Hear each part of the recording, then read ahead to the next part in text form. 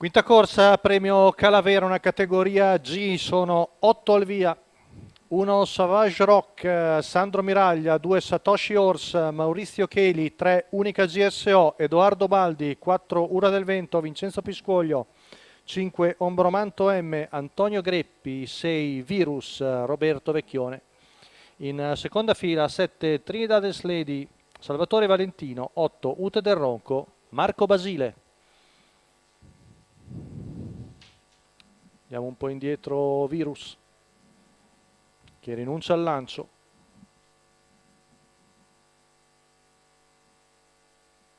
Rimane attaccato veloce Ombromanto M, ma parte veloce anche Unica GSO.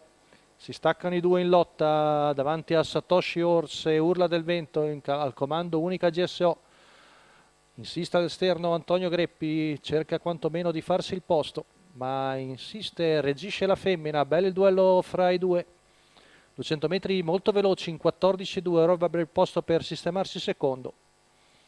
E Antonio Greppi alla fine parcheggia in scia alla femmina. Più indietro Satoshi Orps cerca di riportare sotto il gruppo Sauvage Rock, è quarto alla corda davanti a Trinidad Lady, mentre Numero attardato 8 Ute del Ronco squalificato. Ute del Ronco. All'esterno vediamo Urla del Vento che si trascina Virus 600 in 45,5. Passaggio davanti alle tribune, Unica GSO in vantaggio davanti a Ombromanto M, Satoshi Horse, Savage Rock, Trinidad Lady, mentre il treno esterno è composto da Urla del Vento e Virus, 16,5 qui davanti alle tribune, anzi 15,5.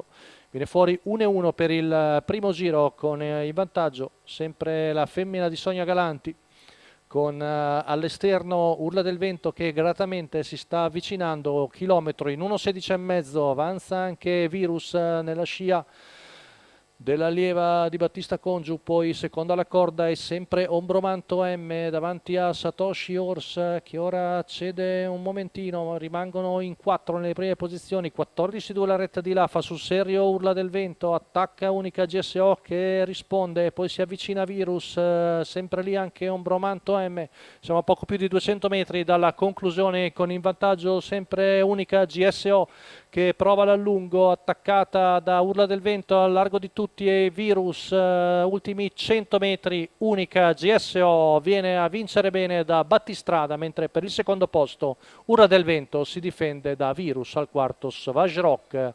1,14,6 la media al chilometro per Unica GSO, la portacolori di Sonia Galanti, guida e training di Edoardo Baldi. Vittoria da favorita per la femmina che torna alla vittoria dopo lungo tempo.